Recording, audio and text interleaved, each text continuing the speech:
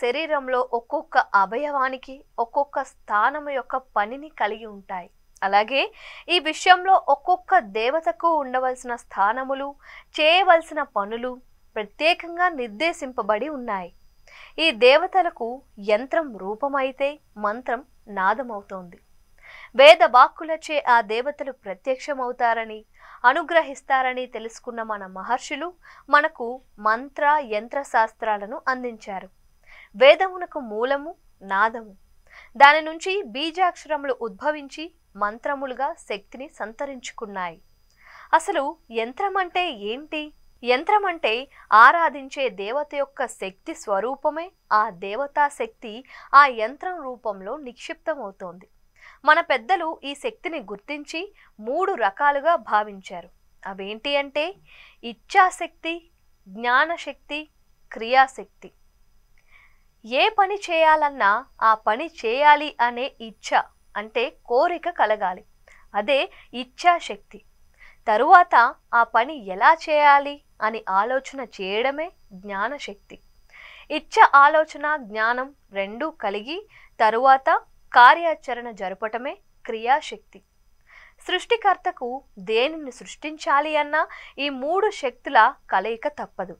చరాచర సృష్టి మొత్తం 3 శక్తుల కలయిక. ఈ 3 శక్తులను సూచించే దేవతలే కామేశ్వరి, వజ్రేశ్వరి, భగమాలిని. శ్రీచక్రంలోని 3 బిందువులలో ఉండే దేవతలు వీళ్ళే. నేటి శాస్త్రజ్ఞులు కూడా ఏ పదార్థమైనా శక్తి రూపాంతరమేనని చెబుతున్నారు. నేడు మనం చూస్తున్న విజ్ఞాన శాస్త్రం ద్వారా కనిపెట్టబడిన వస్తుజాలమంతా ఈ క్రియాశక్తి యొక్క రూపాంతరమే. విజ్ఞానవేత్తలైన మన మహర్షులు ఈ 3 శక్తులు కలిసిన శక్తినే ప్రకృతి అని, పరాశక్తి అని, అవ్యక్తం, శుద్ధ మాయ అని అంటారు. అంటే యావత్తు ప్రపంచానికి, సృష్టికి జన్మనిచ్చింది ఇచ్ఛ, జ్ఞాన, క్రియాశక్తుల కలయిక అయిన పరాశక్తే అని తెలుస్తుంది. కాబట్టి ఈ పరాశక్తే ఈ జగత్తుకు మాత, తల్లి అని శాస్త్రాలు నిర్ణయించాయి. త్రిమూర్తులకు, దేవతలకు వారి వారి విధి నిర్వహణకు కావలసిన శక్తులన్నింటినీ ఆ జగన్మాత లేదా పరాశక్తి వారికి అందిస్తోంది. శ్రీచక్ర ఆవిర్భావం గురించి ఒకసారి తెలుసుకుందాం. ఉండేది బ్రహ్మం ఒక్కటే. ఈ బ్రహ్మం సత్, చిత్, ఆనంద స్వరూపములు కలది. అది చలనము లేనిది, నిశ్చలమైనదైనప్పటికీ చేతనం అనే బీజం కలిగి ఉండటం దానిలోని విశేషం. కేవలం కాంతి రూపముగా ఉన్న బ్రహ్మమునందు ఏర్పడిన మొదటి కదలికను విమర్శ అనగా ఆలోచన అన్నారు. తాంత్రికులు కాంతిని పరమశివుడుగాను, విమర్శను పరాశక్తిగాను భావించారు. కాంతి స్వరూపమైన బ్రహ్మములో ఏర్పడిన మొదటి కదలిక వలన నాదము ఏర్పడినది. ఈ ప్రథమ నాదము సూక్ష్మ రూపమై బిందువుగా ఏర్పడింది. ఈ బిందువునందే కేంద్రీకరించబడిన శివశక్తుల విజృంభణము కలదు. దీనినే పరాబిందువు అంటారు. ఇందులో కామేశ్వర, కామేశ్వరి స్వరూపములు కలవు. ఈ బిందువే మూల ప్రకృతి. దీనికే సర్వానందమయ చక్రము అని పేరు. ఈ బిందువే శ్రీచక్రమునకు ఆధారము. ఈ పరాబిందువునందే సృష్టికి కావలసిన శక్తి అంతా బీజప్రాయంగా ఉన్నది.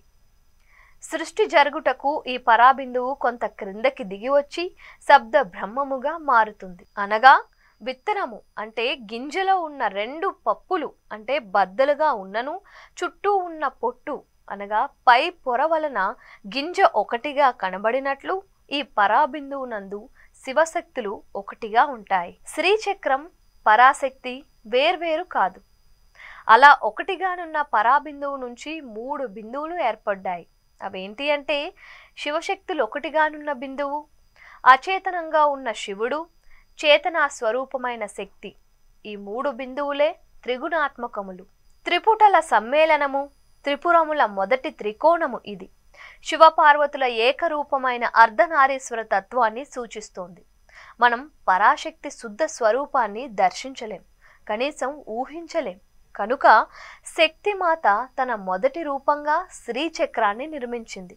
తదుపరి అనేక దేవీ రూపాలను స్వీకరించి మనకు ఉపాసనా సౌలభ్యాన్ని కల్పించింది.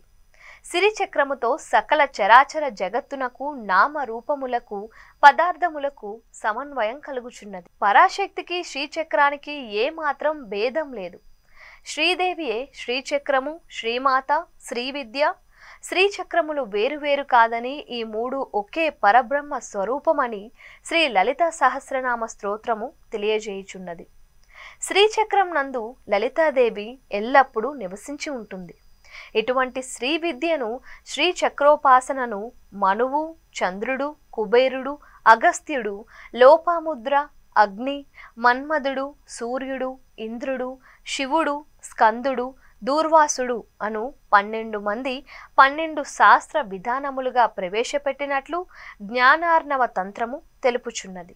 శ్రీచక్ర నిర్మాణము: బిందువు, త్రికోణము, అష్టకోణ చక్రము, అంతర్దశారము, బహిర్దశారమును, దశ త్రికోణ చక్రము, చతుర్దశారము, అష్టదళ పద్మము, షోడశదళ పద్మము, భూపరము అను 9 ఆవరణములతో కూడినది శ్రీచక్రం. శ్రీచక్రంలో ఉన్న మొత్తము త్రిభుజాల సంఖ్య 43, మొత్తము పద్మముల సంఖ్య 24, మొత్తము వృత్తముల సంఖ్య 7 అనగా బిందువులతో కలిపి 7. ఈ శ్రీచక్రములోని 9 చక్రములను శివచక్ర, శక్తి చక్రములను నవయోనులని వ్యవహరిస్తారు. త్రికోణ, అష్టకోణ, దశకోణ ద్వయము, చతుర్దశ కోణములు 5 శక్తి కోణములు.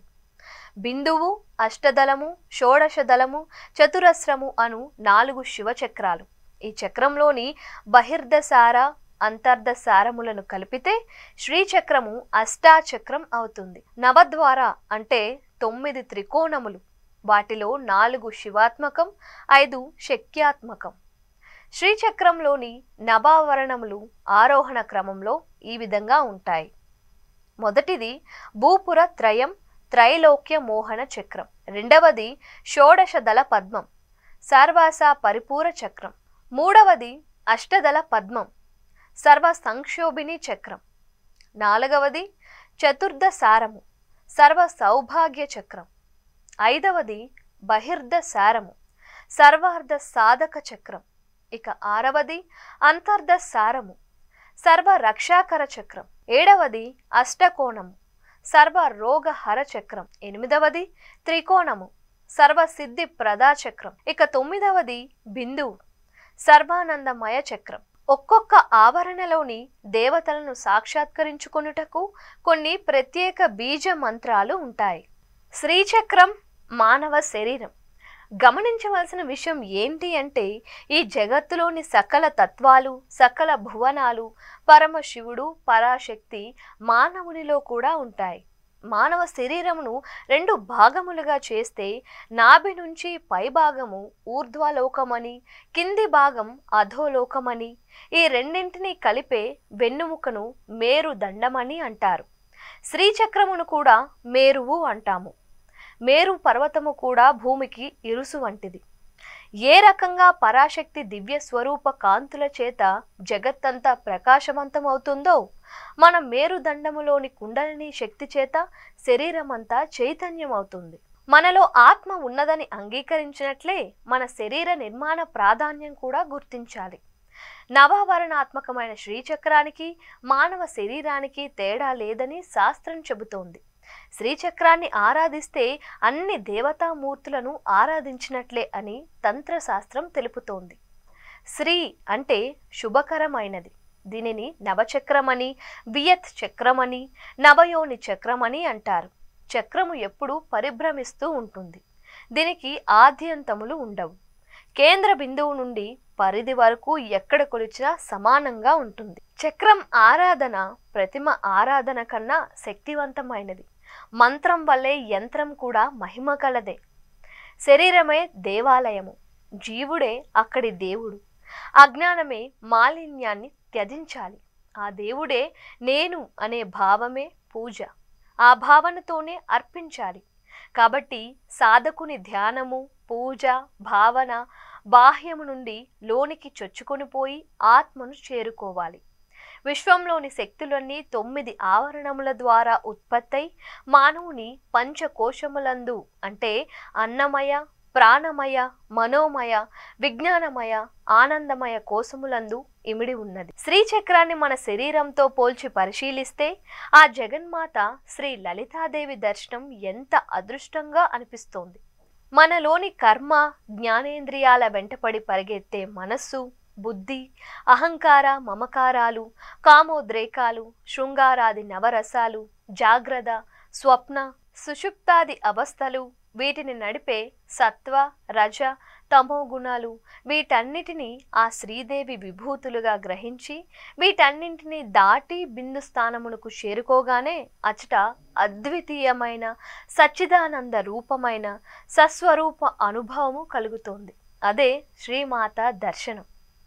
త్రైలాక్య మోహన చక్రం నుండి సర్వానందమయ చక్రం వరకు మనం ఎక్కవలసిన మెట్లు, తొలగించుకోవలసిన తెరలు, అనుభవించవలసిన సుఖ దుఃఖాలు అన్నీ శ్రీచక్రంలో వలె మనలోనూ ఉంటాయి.